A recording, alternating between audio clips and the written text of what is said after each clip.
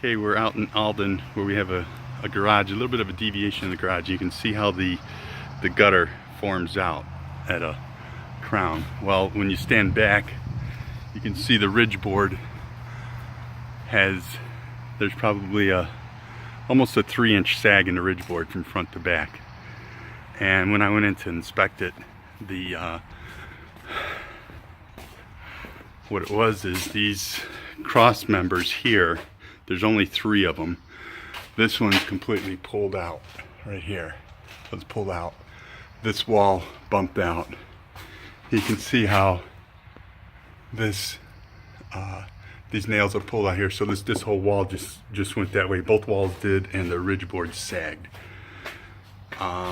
You can see how the cross member, it's fastened to the side of the roof rafter there. So that had a lot better holding power than over here where it was just toenailed, or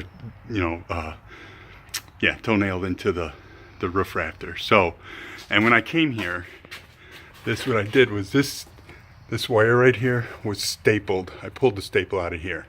This wire, this wire was stretched so tight that staple was in there and it was rubbing through the wire. So I pulled the staple out, so because that would have started a fire. So what happened is this wire, because this is being pulled that way, this staple is holding steady, and we pulled that out. So the remedy to this, and we've done this quite a few times, is we obviously got to get everything off the rafters here, or off of the collar tie, the cross ties, and we run ourselves 2 turnbuckles going in from side to side, chain or cable turnbuckles, and then we'll come up in the middle with 2 jacks, and we lift up the ridge board, pull them in, lift up the ridge board, pull them in until we get the ridge board just a little bit crowned and get our fascia boards even.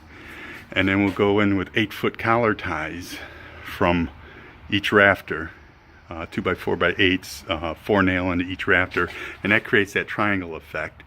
And then what we do is we come around and we put hurricane brackets in. These wires have got to be relocated. Oh, they can go back up, just got to get them out of the way so we can secure hurricane brackets that connect the sides so this won't slide on the wall anymore. That's the remedy to solve that. So there was a lot of insurance claims that year for stuff like this, and a lot of people didn't notice, homeowners insurance, and a lot of people didn't notice it until until too late that they had the problems. So you can actually see this wood right here. You can see the bottom of this collar tie, or this cross member, is split right there. So the wood's actually shifting and coming apart there because this wall, bowed out. So there was a lot of pressure, and that was equating to about close to about 85 pounds a square foot. That 7 feet of snow was that we had. Was that 2015, I think. But that's what we want to try to solve.